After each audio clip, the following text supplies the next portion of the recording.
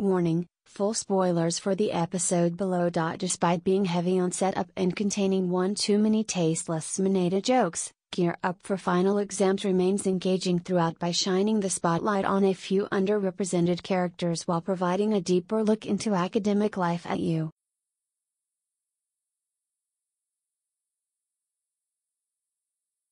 High.My Hero Academia often revolves around high-stakes action, so I appreciated the time spent in the classroom, reminding us that Deku and friends are students who have to hit the books every now and then.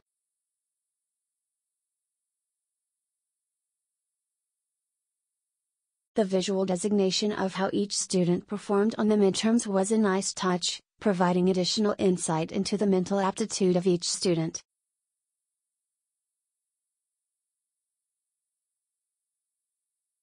With Yaoyorozu being at the top of the class, I was pleased to see Gear Up for Final Exams give her an opportunity to shine.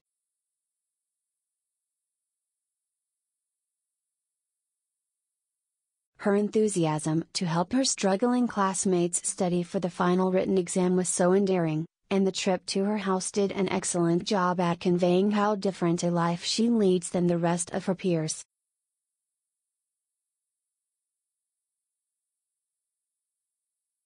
I was also pleased to see Monoma pop back up to heckle Deku and a few other members from Class 1A, only to be promptly reprimanded by Kendo with a swift smack.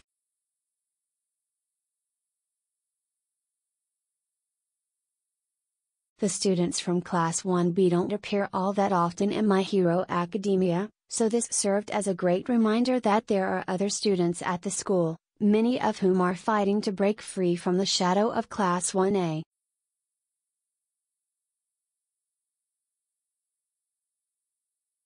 Likewise, I was pleased to see Hatsume get a brief mention, as the bubbly pink-haired support class student designed the compressed weights for the teachers to use during the practical exam.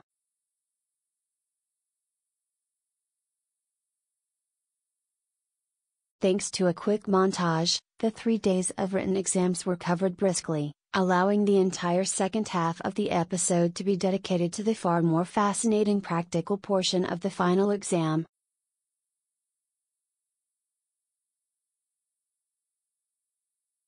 Pairing up the students to take on one of their teachers is a brilliant idea, as it not only puts the students in an incredibly challenging position, it gives the teachers an opportunity to showcase their skills, which My Hero Academia has done quite sparingly in the past.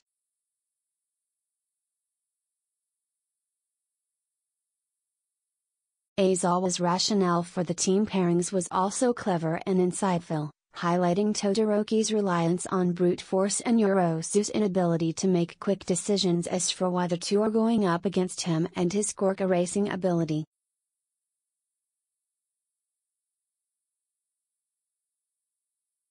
I'm also extremely excited to see how the Deku-Bakugo pairing turns out, as the two were matched together deliberately because they don't get along.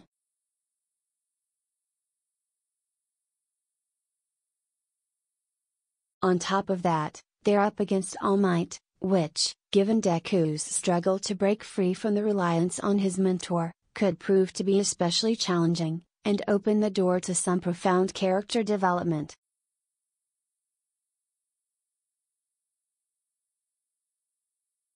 Perhaps this will end up being the push Deku needs to further establish his own identity apart from All Might.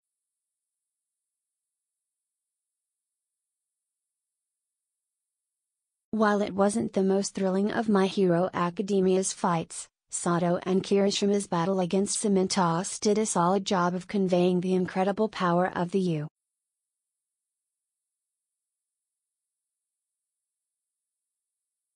High staff, as well as the wide disparity between the students' abilities and their own.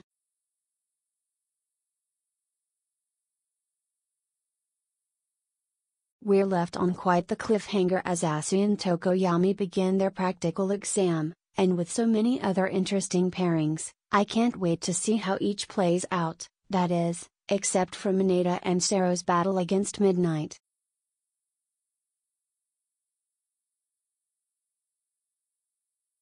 Mineta's perverted comments have grown more and more irritating, And, in such a heartfelt and well-written show, feel incredibly unnecessary and out of place.